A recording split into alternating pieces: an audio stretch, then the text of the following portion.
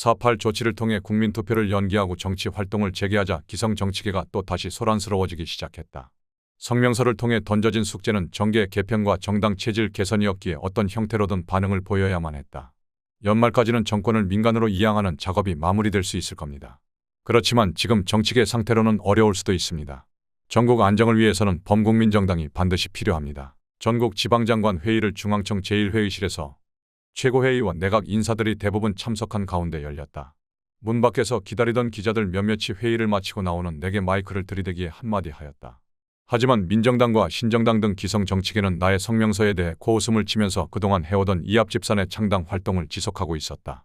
공화당과 범국민정당 결성에 나선 정치인들만이 나의 진정성을 인정하고 정치계 통합과 정화 작업을 위해 움직여주고 있었다. 공화당의 김정열 의장은 공화당이 박정희 의장의 4.8 성명을 전폭적으로 지지하고 그 실천 방법으로 체질 개선 문제가 논의되고 있다고 말했다. 그 방법으로는 당을 발전적으로 해체하고 새로운 정계 개편 운동에 호응하는 것 당 자체 내에서 체질 개선을 이룩하는 것이다. 정계를 개편하여 건전한 정당 정치의 토대를 이룩할 수 있다면 국가적인 견지에서 당을 해체할 수 있다고 밝혔다. 박준규, 김재순 씨 등 전 청조회원들이 중심이 된 소장 정치인들은 전면적인 정계 개편을 내세워 기성 정파의 소장 정치인들에게 광범위하게 손을 뻗치고 있다. 이들의 주장은 다시는 정쟁의 실을 남기지 않기 위해 박정희, 윤보선, 허정시 등 공동의 지도자로 하는 강력한 정부를 만들고 이끌어 나가려는 데 목표를 두고 있으며 그 최선의 방법으로는 하나의 강력한 정당을 만드는 것이다.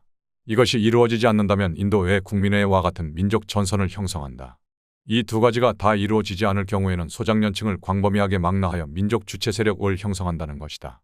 이들은 이 같은 목표를 달성하기 위해 기성 정파를 전면적으로 해체하고 새로운 정치 분위기를 형성하자고 주장하고 있다.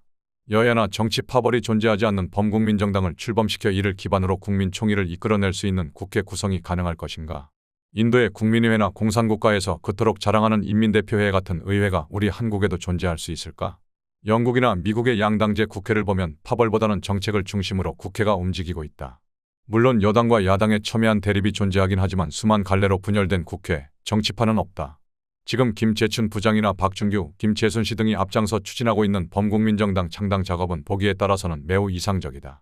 공화당 창당 과정에 대해 색안경을 쓰고 있는 혁명 동지나 최고회 위원들 입장에서는 한번 해볼 만한 작업이다.